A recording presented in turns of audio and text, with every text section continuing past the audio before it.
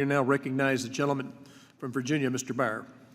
Mr. Chairman, thank you very much. Mr. Plowgian, thank you for sitting through this. I greatly appreciate all of your work negotiating, and I have great affection and respect for my Republican friends on this committee, but I think in my only 4.5 years on this committee, this is the greatest misunderstanding of what this legislation does that I've ever seen. I was U.S. Ambassador to Switzerland for 4 years in the midst of all the fights over taxes.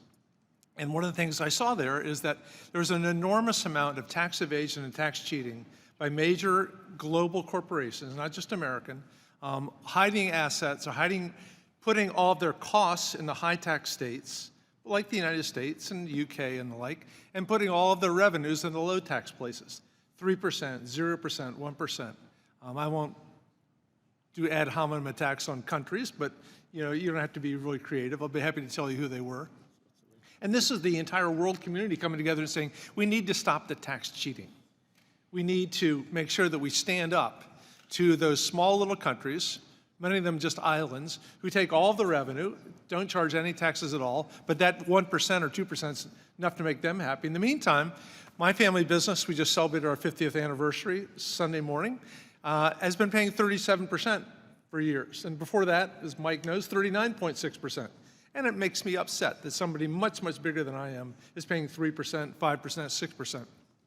This lack of sovereignty, the sovereignty thing is the emptiest issue I've ever seen. Mr. Plowgian, Janet Yellen cannot impose this tax on us. We can do it. We're the only people who can raise the tax from 10.5% to 15 to 20, whatever. We have complete autonomy. We have not given our sovereignty away to anybody else. When we say those other people will be able to tax us, they're just looking at under-taxed jurisdictions and saying, we are now going to charge them more in Poland, in Ukraine, in France, in India, because for the country that is under-taxed itself. That's designed not to go after us at 10.5 or 11%. It's designed to go after the country that's at 3% and 2% and 1%. And we're not changing it. They're changing their own tax policies for U.S. companies that are doing business in their countries and are being undertaxed. So most of these arguments just have not made any sense at all. The one that has, Ms. Miller brought up, is the concern that we should have about our tax incentives. Things like the housing tax credit, the green energy tax credits, things like that. Mr. Plowgian, I've been told by administration officials that we were working hard to make sure that our tax incentive structures we would put in place are not going to hurt our companies, because that's not a matter of us hiding revenues in low tax jurisdictions. That's taking advantage of everything. Can you assure me that we're going to work as hard as we can to make sure that this new guilty regime, we're going to do our best to avoid them affecting our tax credits? And before you answer, one last point. LPTR is not a decision we make. These are decisions that other countries around the world are making to increase their own taxes on revenues in their country to penalize the tax havens that are undertaxing. And to the extent that we're under by 1.5%, 3%, it's a relatively small amount. By the way, that's taxes that we were not collecting anyway.